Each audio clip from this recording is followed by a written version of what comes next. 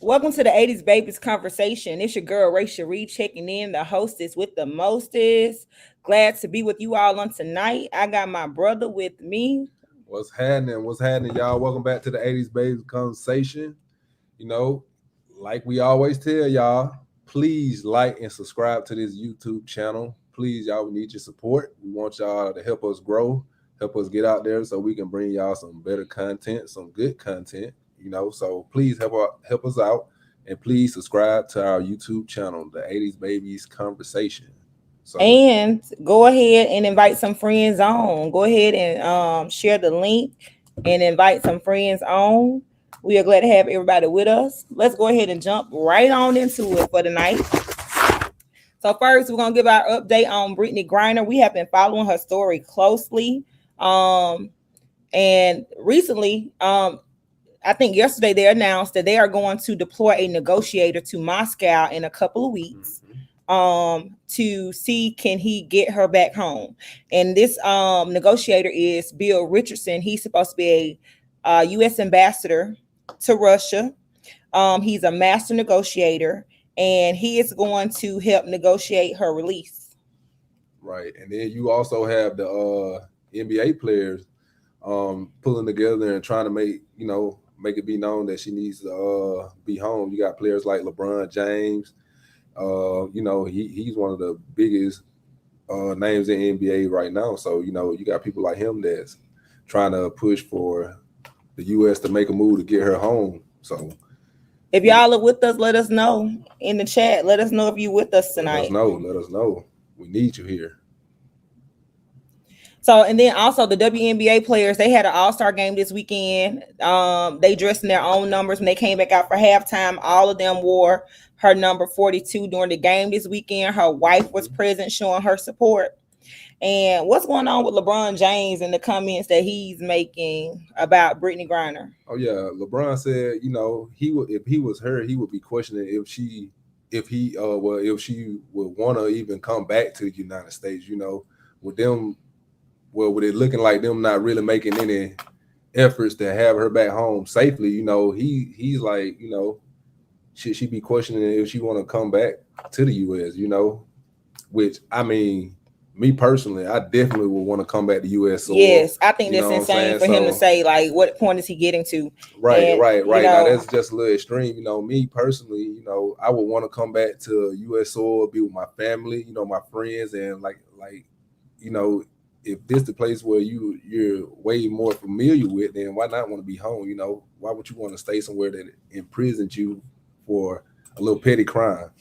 Yes, and I like LeBron, but I also feel like he straddles the fence when he wants to be an advocate. And I feel like this is one of those issues. She is American citizen, and we have to understand that, she wasn't a soldier or anything like that. She's a citizen, and, she recently took full fault. Well, yeah, I don't think he was saying it in a bad way. I guess he was saying it in a way like she should be, they should be making, he was really shooting a shot at, the U.S. for not, I guess, putting forth a better effort with getting her home. You know what I'm saying? So, I mean, I don't think he meant no harm towards her, but,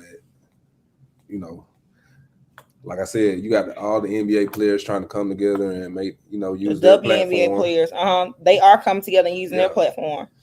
So, and try to get her home. So, like I say, hopefully, they come to some kind of agreement to have this lady home back with her family and stuff, man, because like I said from the jump, y'all, it's ridiculous to even be holding her for something like that.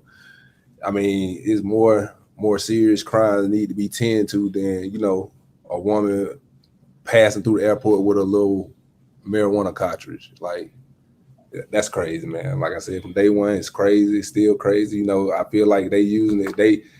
They turned this situation into something way bigger than what it should have been. Like they should have. Maybe she should have got a fine or something. And like I say, it's another country. So, of course, they got different rules. So, but I'm pretty sure everybody's eyes in the U.S., they saying the same thing we're saying. Like, she should be home by now. Should have been home. Yeah, I think so. I think most definitely she should be home by now. So I think it's interesting to see how this will play out in the next couple of weeks. They're saying that they're going to deploy this negotiator within the next 3 weeks. So let's see if he can work anything out. And also, coming from the White House, he signed an executive order. And this executive order that he signed, hey Aretha, hey Demaria, hey Mom, he signed this executive order that basically calls for an expansion to abortion medication in the states that abortion has been outlawed. Well, this bill says something. However, this executive order is very vague. It doesn't really say anything, so to speak, because it doesn't tell us whether it's going to eliminate the current medically unnecessary restrictions, or will it just be available for medical use only? The bill doesn't, the executive order doesn't really speak to that. So once again, he's done something, but not necessarily doing enough, in my opinion. Like, I am extremely dissatisfied with him right now. And I honestly feel like, one of the reasons, and this is my opinion, one of the reasons that, they're probably going to still allow this, the medical the abortion pill to be used is because, of course, it's going to make the pharmaceutical companies money. Yeah. I can just about imagine the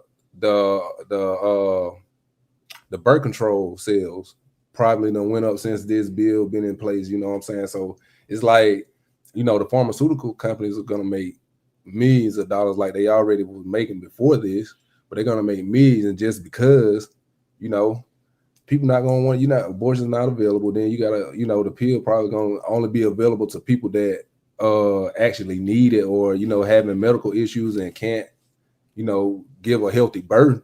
So it's like, I feel like it's a money thing at the end of the day. You know what I'm saying? So that's my views on it. I think it's a money situation. Pharmaceutical companies are going to get rich. But so this bill is supposed to protect Planned Parenthood. It's supposed to protect birth control pills and contraceptives, but it's supposed to make the medical abortion pill available to those who have a medical condition where their life is threatened by the pregnancy. Right. But we don't know if it's going to eliminate the medically unnecessary restrictions for other people. That we don't know. We don't know. So hey, abortions are still illegal unless you have a medical reason, still according to this executive order. I think it's just to put something out there for those states that are blue, who are more likely to be pro-life, so that they don't do anything more extreme than they've already done. So, but this bill doesn't say enough. And like, for me, as I said, I'm disappointed with Biden. In order for Biden to regain my trust, he's going to have to do what he promised. For me, I need him to go ahead and sign the executive order on these student loans, because, they tell us what we need to hear to get our vote. They get our vote, and then their whole list of priorities change. Once they in the White House. So I need you to do what you said when you campaign. Well, we gotta also understand too now. Even though he's the president, he really not calling the shots. This have to get passed down through a whole group of people. So he probably want to do all the things he said he want to do, but that stuff take time. So I'm giving the benefit of the doubt with that. So, give him time. Everything takes time. You know what I'm saying? So everything does take time. But like, as of right now, for me, I need him to take a stronger stance on those issues that are important to us. I need him to take a stronger stance on the issues that he promised in his campaign, because right now he's not doing that. So I feel like, when I think about history, and I think about the list of successful presidents in my lifetime, I honestly, we'll probably have a little disagreement on this, because I don't think it was any successful president during our time. I disagree. Because I love Barack Obama. I totally love Barack Obama. I think he was a very successful president. Well, besides the fact that he was a black guy, you know what I'm saying? He did a lot. He was a good president, but I'm just speaking on, like, president is dropping the ball on things that they say they were going to do. He didn't do everything that he said he was going to do in office. Nobody does everything that they say they're going to do, but this president right here is wishy-washy. Well, you know, everybody had a problem with Trump, you know, so we got this Biden in there. So it's like, you know, we ain't never satisfied, like Drake said. And that we ain't never satisfied. So, you know, 2024 is approaching, and it's not going to be looking good for him if he does not come through on some of the things that he said he was going to do. Well, please make the student loans go away. Well, I'm going to tell you right now, he probably won't get reelected. I'm gonna tell you that right now. Yeah, but I also think that if he does not get reelected, you know, as Democratic voters, then we are doomed, because we're gonna be looking at another 8 to 12 years with a Republican president if he does not get reelected. So in this moment, in this instance, like, this is his call to action. I need him to do what he said he was going to do: restore the hope of the people, so that we can keep him in office. Yeah, but that's you know. That's probably not their objective, to restore the hope of the people, you know, because, you know, it's a lot of chaos going on in the world right now. So I honestly don't think, I think that's just a spoon to stir it, you know what I'm saying? So I don't think they're trying to get the hope back, to be honest. But anyway.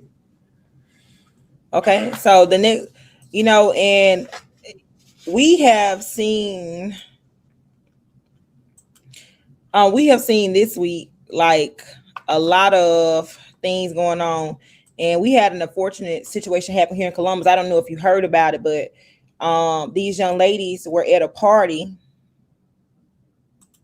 They were at a party, and while at this party, they were both mothers to the same father. Right. They had the same baby daddy, right? Right, I think so. At least that's what that's the story. That's the word. Yeah, they had the same baby daddy, and these girls got into an altercation at a party, and one attacked the other, according to what they said in the pre-trial hearing, and then the one who was attacked shot the other one 3 times. Right. All right. So with that being said, you know, my condolences to her family too. You know what I'm saying? My condolences to her family. To her family life, really. Because, you know, kids have lost mothers, you know, for a moment. Right. One is dead, so they've lost their mother forever, and one is behind bars. So neither one of them are able to be mothers to their children right now. Right. But with that being said, like, I remember a day and time when people fought, they just fought. Yeah, you can come back and you can come back even if you fought a person, you and that person probably be friends the next day, you know. But it's so much. I guess it's so much. I don't even know what to call it. Like, you know, when people get into it these days, you know, if you beat them up, you got to worry about somebody coming back shooting you. You got to worry about somebody coming back retaliating on you while you ain't even expecting it. So it's like, my best advice to y'all out there, man, is just stay clear of the altercations. If you see it's going left, you know what I'm saying, try to find an exit. You know, don't let nobody provoke you. Somebody once told me one time that, you know, the worst thing you can let a person do is let a person get you out of character. You know, when you let a person get you out of character, you know, they got control of you, because they going to make you do what they want you to do, and they want you to act up.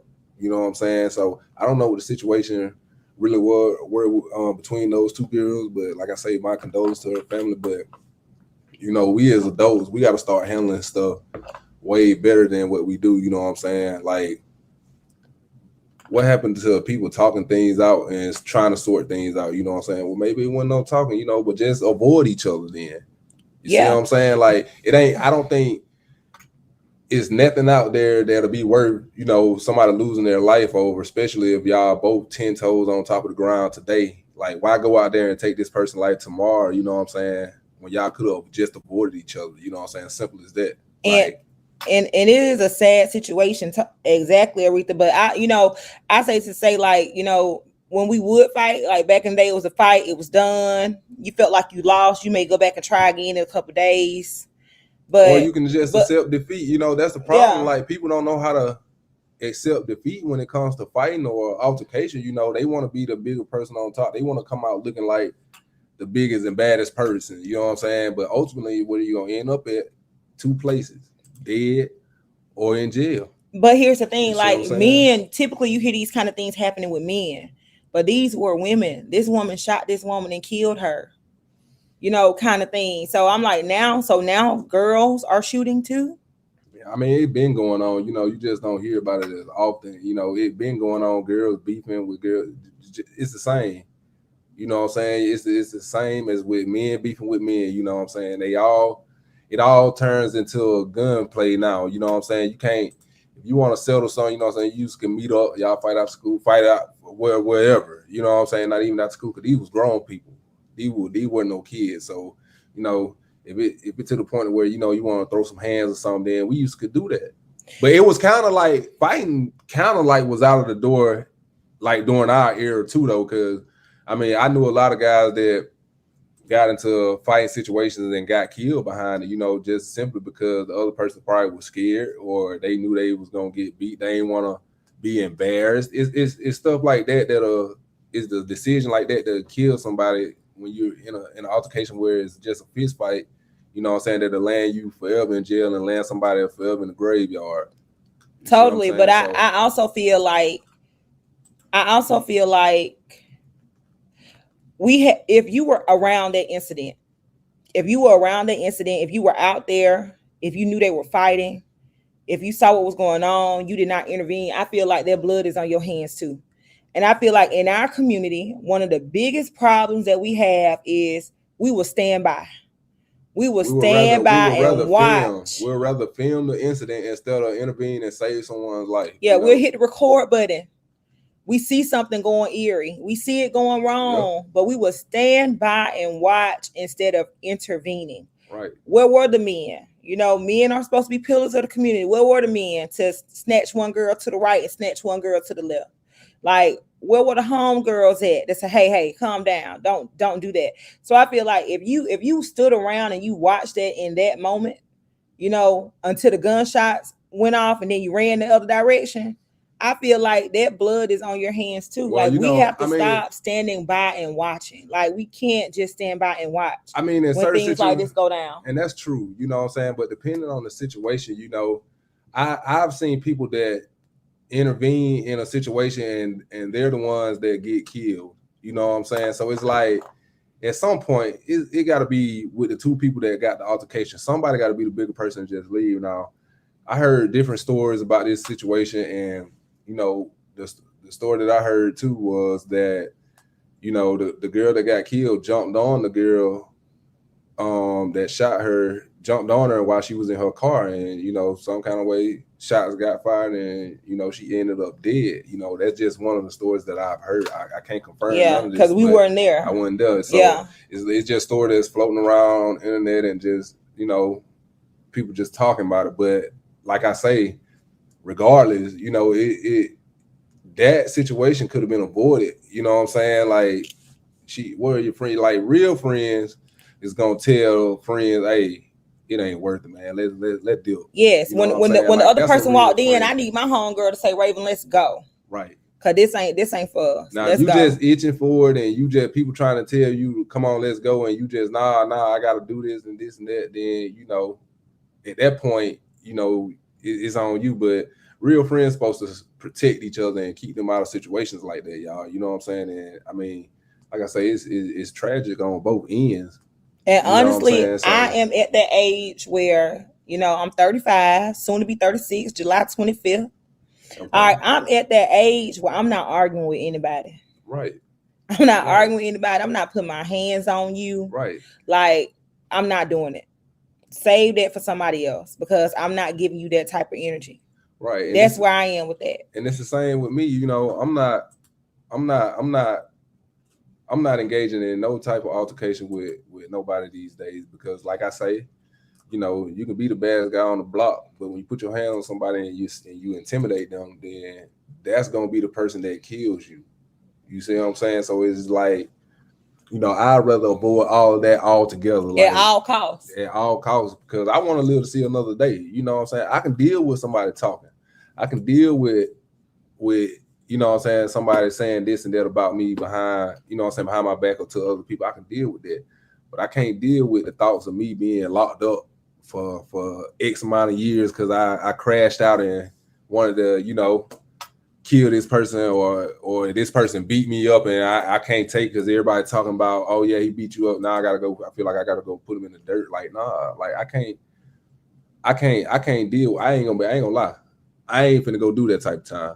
Me neither. You know I'm not willing. Like, I'd rather hear you talk and drag me through the mud than me sit behind bars for 10, 15 or life. You know what I'm saying? Because depending on how it happened, 9 times out of 10, if you get mad and go retaliate, it's premeditated. So now you're looking at capital murder charge. You see what I'm saying? So and when you have something to lose, period, you just move differently. Yeah, you move differently. Like, and they both should have moved differently. When they got to that party, if let me tell y'all something. If I get to a party and I know there's somebody there that I got an issue with, and you know what I'm saying, and I know it can come to, you know what I'm saying, something bad happening, I'm gonna turn around and leave right then. And that don't make me scared or that don't weak. make me less of a woman. You know what I'm saying? That really make me the smart one, because you could be saving your life, you could be saving that other person's life or other people bystanders' life that could probably be in jeopardy if some was to erupt or some was to pop off. Because I see it going wrong, that kind of thing. So I think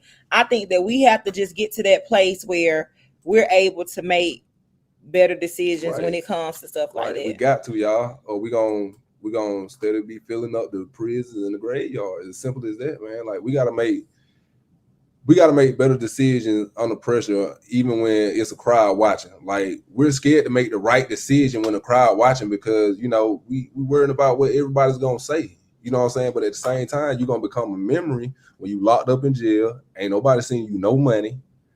You're gonna be a memory because they gonna forget about you. They gonna forget about how hard you was and how you handled that situation when you locked up and ain't nobody really here, out of sight, out of mind. That's what it's gonna be. You know what I'm saying? So I'd rather be the talk of the town for 3-4 months than be behind bars for 15, 20 years and the talk of the town for a week. Because after that week, after you locked up and gone, you know what I'm saying, ain't nobody talking about you no more. You know what I'm saying? So y'all, we gotta get a better mentality and a better way of handling stuff, y'all. We have to. And once again, our hearts go out to all parties involved, especially though the mother who lost a daughter and the kids who lost a mother. Our hearts truly go out. Right, and the other kids that may lose their mother to to prison or jail or whatever the case may be. You know what I'm saying? So the fact that men aren't needed anymore, it's on you. You created this. When you meet a woman, you want her to need you. You see her car dirty, go wash it. If you're dating her, take her keys, go put gas in the car. You see something broke around the house, fix it. Call somebody to come fix it if you don't know how to do it. Trash. If you go to her house and you see her trash full, take it out. Those little things will let her know that you're on her team and she can rely on you.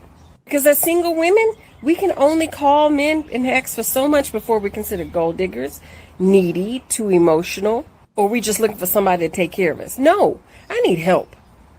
We all need help right now. This is tough. If you want me to need you, then you got to show me that I can need you. So until then, guess what? You're just going to be wanted. As soon as that want is no longer there, meaning you don't make me happy, you're not bringing me joy, you're not bringing me peace, you're now making me cry, you're bringing me struggle, you're making my head hurt, you're hurting my feelings, you got to go. I don't need to work this out with you because I don't need you. Make yourself needed. If you can't do it financially, do it emotionally. If you can't do it emotionally, do it financially. You can't do either one of those, help around the house.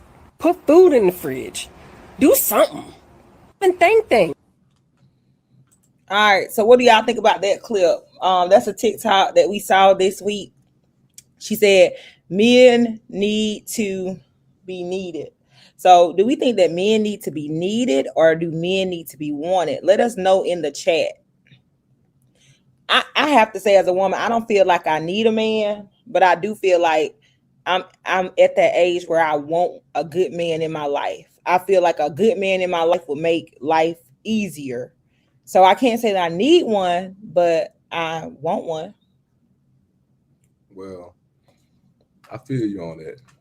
But the lady But before that, I edited the clip. Before that, she said that when she needs something, she doesn't call them in. She calls her homegirls.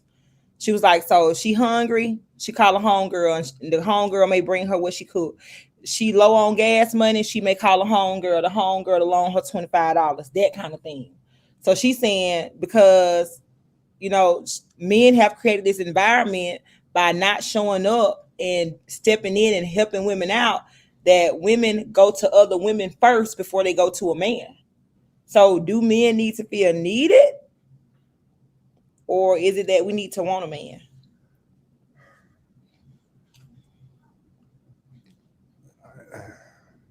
I'm gonna just say this. See, that's the problem. You know what I'm saying? That's the problem. Like, so what she's saying is, what Jazz is saying. Just like a man need a woman, I feel like a woman needs a man. Exactly. Now she also, when you get ready to marry your soulmate, you will always need your husband, vice versa. So yes, men are needed if it's good men, if it's a good one. If it's a good one. Yeah. All right. And Jawad said wanted. Aretha said you should make a man feel like he is needed. We want to be needed.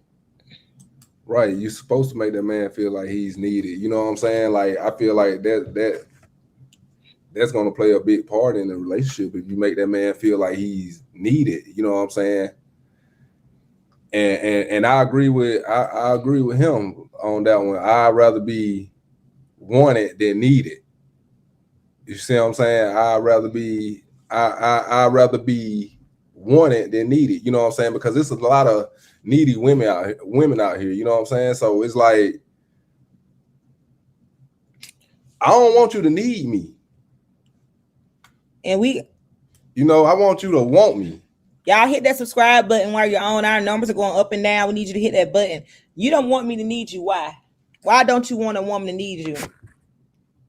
Because when we say need, what do you mean need me? As in, like what she was saying, taking out trash and doing all these little chores, like. But I feel like Janet said men need to be needed. It's the insecurity thing they have. Well, I kind of feel like, honestly, I don't need you to take out the trash. I'm physically able to do that myself. I don't like to take out the trash. Right. I don't like to cut the grass. So I want a man to do those things for me, man, but I'm able to do it myself. Now, I remember a long time ago, you know, I was talking to this girl, and me and her had a situation where, you know, she was mad because I wouldn't take out the trash when I leave her house, you know what I'm saying? But the thing was, and I ain't gonna lie, my excuse for this was, you know, she would leave out her apartment complex plenty times before I come over, you know what I'm saying? And the dumpster area was right in the entrance of the apartment complex. So it's like, why would I take the trash out? I'm coming through on lunch break or whatever, or just to chill. Why would you make it my business to take the trash out if you pass by the thing? You are able. You passing by the thing 100 times. Like, no. That make me feel like you a sorry woman. I like what Taylor said. Taylor said wanted equals desire, needed equals responsibility. I need and want both. Taylor, I like your train of thought. Now, Taylor, when you put it that way, that makes it make more sense. You know what I'm saying? Yeah, because I want you around. I desire your presence. Right. I want you around. Right. But needed means, you know, I want you to step in and take some action. But I don't need you to need me to be, you know, shelling out money all the time or. But shell it out. I mean, no, I'm not an ATM. I mean, I'm working to make me happy, not to make you happy. You know what I'm saying? And it's the same way with a woman. You know, you ain't gonna spend your money on me and try to make me happy all the time. You gonna want to make you happy. So it's the I like same what thing. Sabundra said too. She said, going to the Bible, a woman builds her house. So if she's lifting him, he's going to do more. And I agree. John Gray is sick in the hospital, but he had this reel one time that said women are the exponential factor. Anything a man brings to the table, a woman has the ability to multiply it, to grow it, and make it better. You know, a man may have the vision, but the woman may have the master plan kind of thing. But I think you know, I think this question is I think different women, you know what I'm saying, gonna have different needs. So it's what she's saying kind of apply to some women, but some women got different needs and be wanting and needing different things from men. You know what I'm saying? So it's like, you know. But she's saying that I want a man to help me. And what's wrong with a woman saying I want a man to be a man to me and make some of these things that I have going on in my life easier? Okay, I want a man on my team. Let me ask you this. Why when the tables are turned, you know, when a man needs that woman to help, you know, make things easier in his life. Why? I just said a woman is the exponential factor. She has the ability to take everything and multiply and make it better in your life. If you bring me $10,000, I'll make it 50,000. But I need you to bring me the 10 first. But what if you don't make it to 50? Well, then we got to work with what we got. But I'm gonna make it work though. No. So no. That means I'm taking it again. But no, you're not taking it. What I'm saying is the two of you together are a team. Right. The two of you together are a team. But I do need the man to have some level of accountability and responsibility in the relationship to help foster the team. Leadership starts from top. Like, and when I look, that's true. When I'm interested in a man, that's that thing I look for. I look at his leadership. If I'm gonna be, you know, I'm his wife. I want to be his wife. That's the end game. But I need to know that I'm confident in his thought process and his decision making process, because it's gonna govern our household. It's gonna be a two-way thing though, because she's gonna have to have good decision making skills too. You know what I'm saying? It's the same. It's gonna be a two-way street. You know what I'm saying? We need the same. Tammy said we both need each other, but not need to survive. If a person knows who they are and whose they are, give and take is easy. So, you know, I agree with all that. And now we had somebody speaking on this man thing, this woman and man thing, understand these relationships. We got mail again, and this one right here was tough. I pray for the young lady who wrote it. All right. Dear Raven and Bubba. Hi, Raven and Bubba. First off, I love the show. I'm coming to you guys for some advice. I've been seeing this guy, my little boo, for the last few months. Everything started off good. He appeared in a time when I was getting over a bad breakup. I didn't lie to him about what I had going on. I told him that I wasn't looking for anything, thinking it may push him away, but it didn't. He stuck around, telling me that he was willing to fix everything that was broken. I smile every time I think back about it. You're probably wondering why I'm writing it then. I think my little boo is living a double life. I can't tell you where this man lives nor works. Flag. It's like I'm seeing Tommy off Martin. His excuse is he has a crazy ex that still rides by his house and he doesn't want me to get mixed up in it. I'm trying to see who he's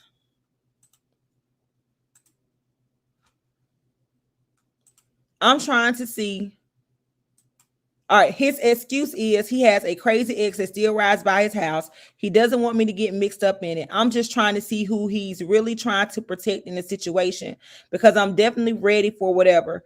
We've argued about this to the point I'm exhausted. Then he gets distant at times when I mention it. He gets defensive and tells me I'm tripping. I recently tried to cut him off, but he always appears with the toxic "I miss you" messages and calls requesting to see me. And like a fool, I go.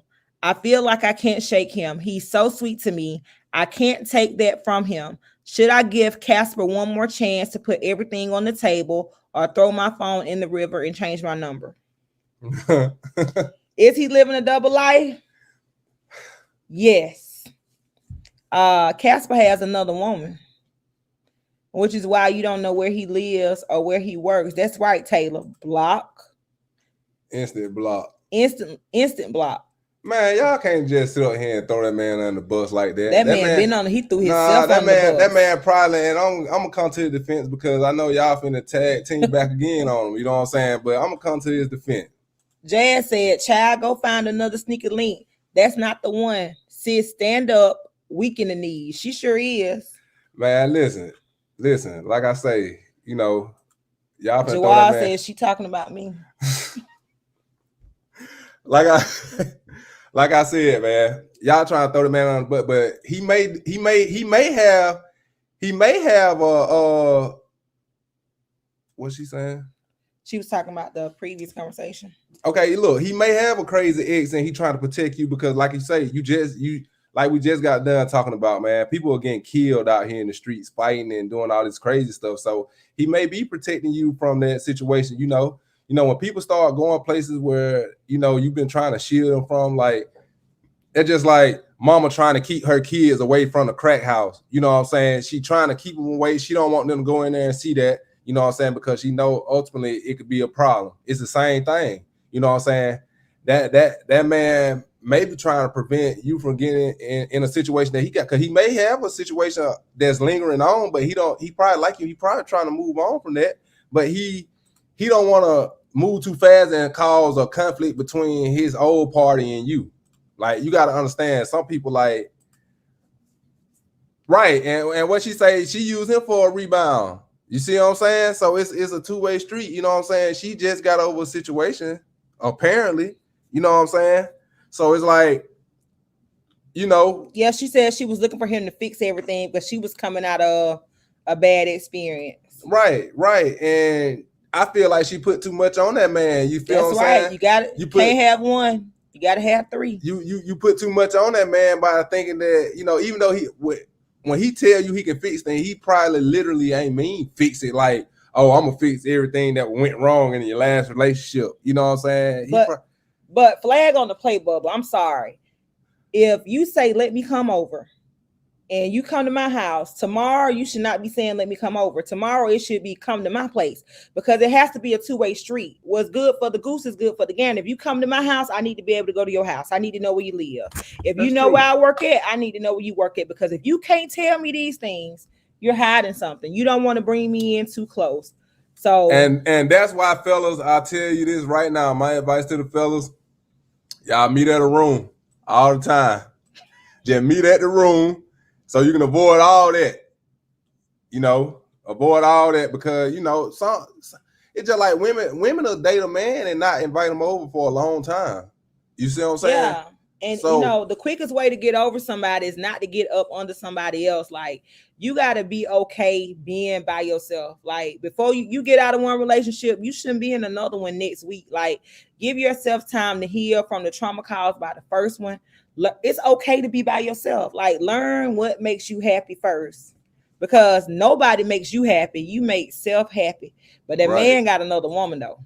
Right. Straight up. Like I said, that man probably ain't got no another woman. He probably trying. You don't know what kind of if he got crazy women coming to the house already, he probably trying to heal from that and shield himself from her being another crazy woman that's coming to his house after they break up. He got. You see what I'm saying? So girl, whoever wrote that, he got another woman, boo. Man, he probably do. All right, our toss-up question for the night: college or entrepreneurship? Man, now this is one of them things me and my coworkers talk about all the time, man. Like honestly, and I know I probably said it on an episode before this. If we were taught entrepreneurship when we were growing up, we'd probably be further ahead in life, probably some of us anyway, you know what I'm saying? Because like I said, we were all taught, if you're an 80s baby and even before the 80s babies, because I honestly don't, well, and some of the 90s baby parents probably push them towards, hey, you need to go to college, secure you a good job. That's the way of life. That's what you're supposed to do.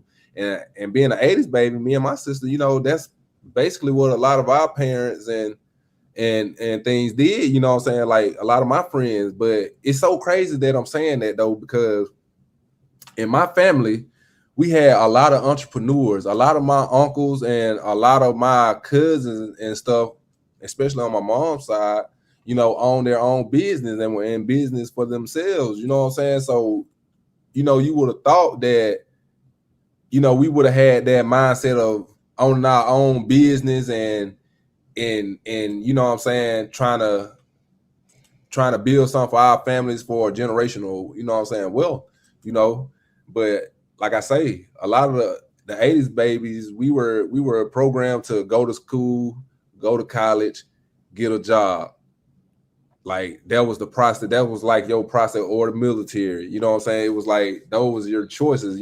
But they wasn't really pushing the military. Like I remember, well, a lot of parents they were pushing go to school or go to work. A lot of parents were pushing the military because, you know, you had some kids ain't do good in high school. So, you know, their parents probably was like, you know, well, the military, then you can go to the military, get you a good job in the military, you know, this and that, get a good retirement, get good benefits. That's what we were taught. Yes. You know, we were scared, and I feel like we were taught that because a lot of our parents were programmed the same exact way, you know, to go and work for somebody, to go try to build your wealth off of crumbs at the bottom of a job, you know what I'm saying, or trying to climb that long ladder to the top to where, you know, you making money at a job. It take you your whole career to get to the top of a job. You know what I'm saying? So I feel like, so with me, like, you go to college, you know, 1 degree, you have, you know, if you're on scholarship, you're good to go. But for those people who don't get scholarships, they have to borrow. And then you borrow, you get 1 degree, you turn around, you borrow again, you get the second one. Now you're sitting up here with $100,000 in debt. You try to apply for a mortgage, your debt to income ratio is too high. You're doomed. You're paying these student loans, like car note kind of thing. Like, it's tough. But I understand, like, you know, Black people, they felt like the way to end, you know, generational inequities were to become educated. Right. You know, education is going to change your life kind of thing. And in the sense of education does change your life because it opens a door to a career if you majored in the right thing. Right. Some people go to school and they major in some stuff that does not directly relate to the career path that they want to be on. And they end up with just a degree and they can't do anything with it type of thing. But even with the debt puts a bigger dent in your life than anything when trying to get the education. So I feel like if our parents knew a better way, they would have taught us a better way. Our generation is learning a better way. So I think it's okay to teach your kids about, you know, starting their own businesses and entrepreneurship and those kind of things. We got to start teaching these kids to not be scared to jump out there and do things. And I think that was a lot of our parents' problem. They were scared to jump out there on that, you know, go out on the limb and do things. You feel what I'm saying? Okay, but people are not teaching their kids how to do things. You know you have a skill where you can use your hands. I have a skill where I can use my hands. You know, that's something that we were taught in our upbringing, you know, and I think it was Booker T. Washington. You know, if a man learns how to work with his hands, he'll never go broke. Like, we need to go back to having that mentality. We don't teach our kids how to work. I think the saying, I know what you're saying. I think the saying is, if you teach a man to hunt, he'll never go hungry. But it's the same thing. Yeah, it's something that it was a Booker T. Washington quote, and I'm paraphrasing it, but we have to teach people how to work with their hands. Education is very important, Aretha. But you know, if you go get $100,000 in student loan debt to be a school teacher, and your salary cap is only $54,000 or $56,000 with a master's degree. So then, you know, what are you really doing, kind of thing. So I think that we need to open our minds up and we need to start looking at different ways. And also, you know, people keep overlooking trade school. And I was going to bring that up. People keep overlooking trade school. 2 years and you can make more than the teacher. Right. And 9 times out of 10, that person with that trade is going to land a job way faster than that person with that 4-year degree. You see what I'm saying? Because a lot, even like I was going to say earlier, even the people that, you know, stick to their career path and for like whatever they went to school for, they go and get a career in that field, you know, it's still, you still working to pay off a big debt that you owe back, unless you was on scholarship, of course, but you're still working to pay off a big debt, and you're going to work half of your career to pay that debt off. You see what I'm saying? Mm-hmm. And I feel like it's important. Some of us have to go to school. Some of us are going to have to go to the military, right. And some of us are going to have to be business owners. Because no Black community has the 4 primary institutions, which would be a grocery store, a hospital, a bank, and its own school that are Black owned. Right. So therefore, we have no Black communities. So we need some people to do a little bit of each, but we need to make sure that we're doing things that are going to be lucrative to our community. But you want to know one of the biggest things too, and it's just like us with our podcast, you know, like we come on every Tuesday or whenever we go on, we ask people to subscribe.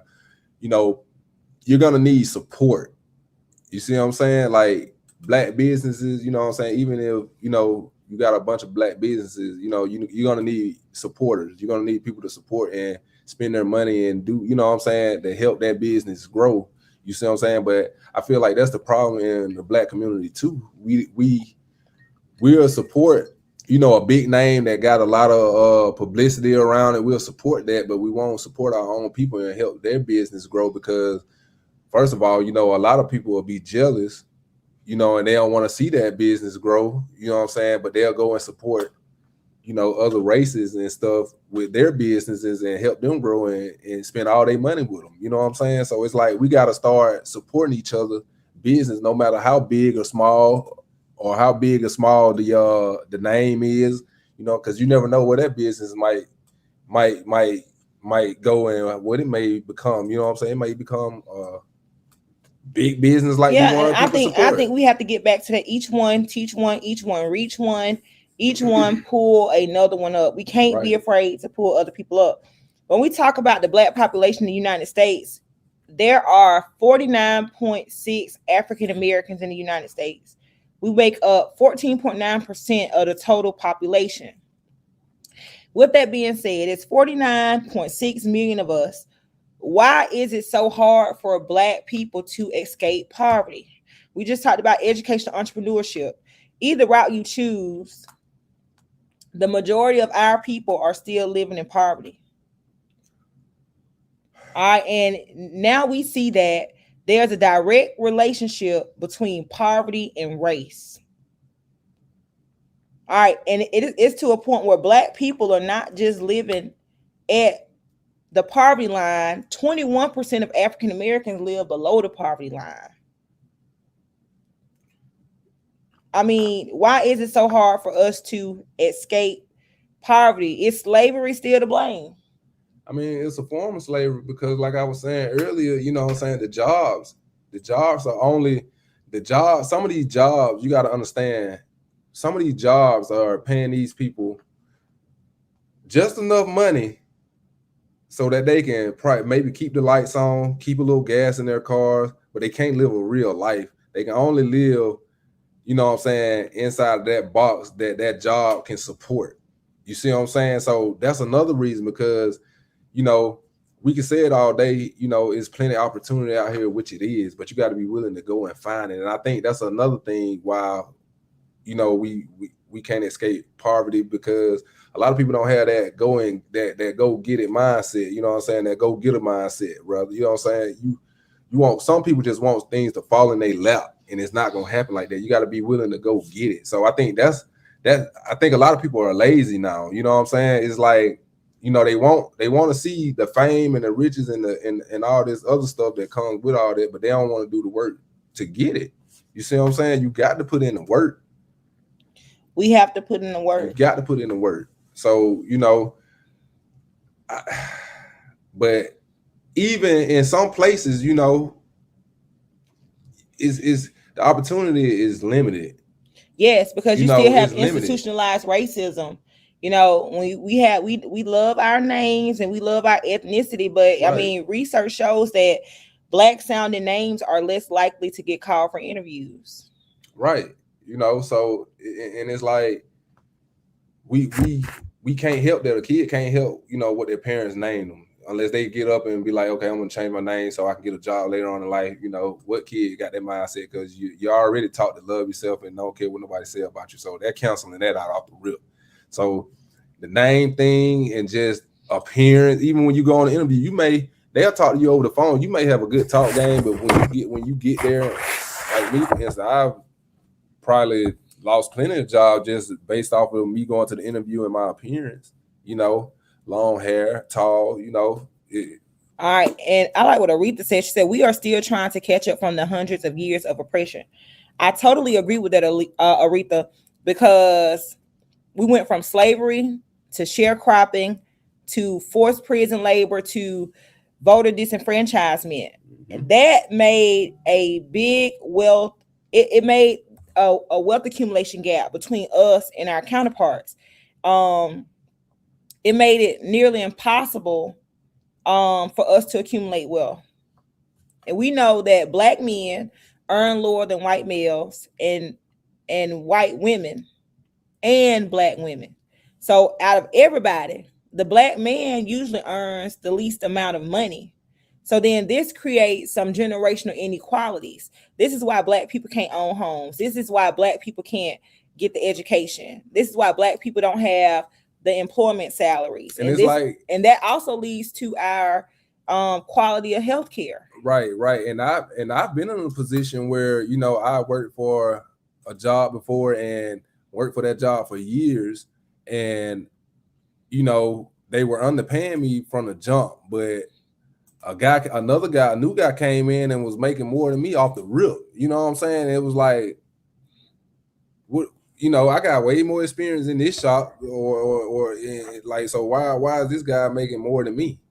You know what I'm saying? So it's like, like I couldn't think of a reason other than the color of my skin, and you know what I'm saying? Like it's that type of stuff that's gonna keep us in poverty too. It's not just our own doing. It's just like I was saying, the opportunities are different for different people. You know what I'm saying? So I totally agree. The opportunities are different, and that's kind of something that we really can't change. Like, what do you do to change that? That's my question. Like, how do you? Like, what do you do in a situation like that? Like, what are we supposed to do? So I think that we have to start making some strategic moves. This morning on the news, I saw this fire strategy for paying down debt. I saw this couple paid down $100,000 in debt in like a couple of months, in less than a year. So I think there's some things that we have to start doing now that we know better. You know, we have to do better in a sense. So we focus on our debt. You know, we stop being big spenders. All right, none of this material stuff on this earth, the clothes, the shoes, the houses, the cars, we can't take none of it with us when we die. It's going to be left back here and somebody's going to decide what to do with it. So I think we need to become wise investors, and wise investors in the sense that leave something for the next generation. Don't live off of everything you have today. We got to put something aside for our kids. We have to put something aside for our grandkids, type of thing. So the first thing we need to do is we need to stop spending excessively. All right, we need to buy what we need and live off of that until it's time to buy it again, type thing. Right. And start having ownership of things, man. Yeah. Of value. Yeah. Things of value. Take ownership for our circumstances, because everything is not because the oppressor did it to us. Some of these things are because we made poor decisions or we made bad choices. So we need to start holding ourselves accountable. Right. All right. So I think those are some of the first steps. You know, develop wise spending strategies, hold ourselves accountable, and start to think strategically about our lives. Like, start mapping out your life.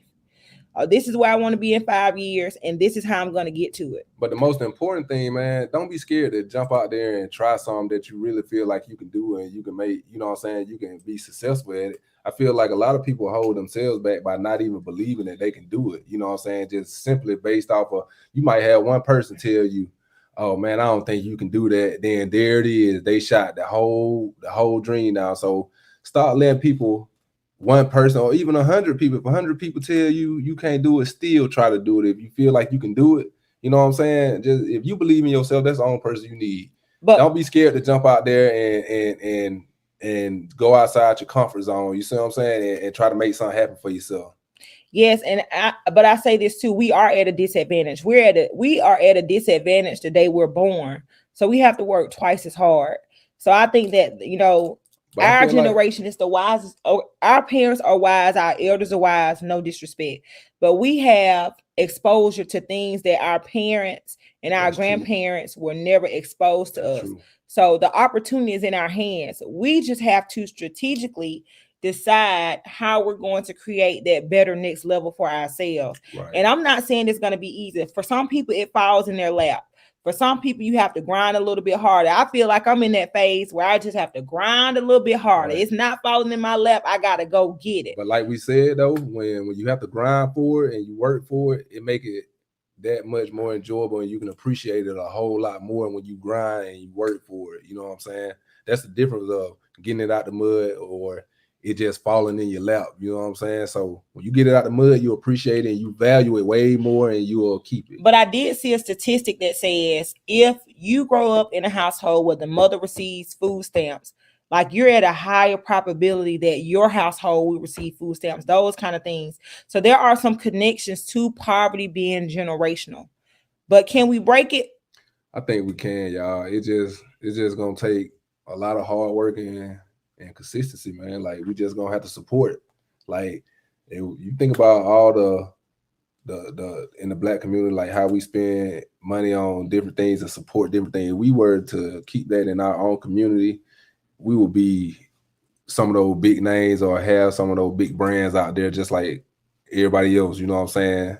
And we can support our own people, but you know, it's so much jealousy that's out there that, you know, that kind of making it impossible to do too, you know? So like I say, man, we just got to come together more and start supporting each other and let our business grow in our own communities. And that's how we're going to escape it, by helping each other. So, all right. So, you know, if I had to leave y'all with anything tonight, I'm going to say, go ahead tonight, sit down and start writing your master plan, a strategic move that can change your life for you and your family for generations to come. Get that life insurance too now. Get that policy. Get a big one. All right, because that's one of the easiest ways to generate wealth. What are you going to say? And with that policy, you know what I'm saying? Like I said earlier, you know, my condolences to that family that lost a loved one Saturday night, you know what I'm saying? And that's what I'm going to leave you guys with. Make sure we make good decisions that's going to leave us 10 toes on top of the ground, y'all. You know what I'm saying? Make sure we make decisions that's going to leave us and the next person 10 toes on top of the ground. All right. And yeah, it's been real, y'all. We love y'all. Hit that subscribe button. Hit the like somebody. Tell somebody. Share the link.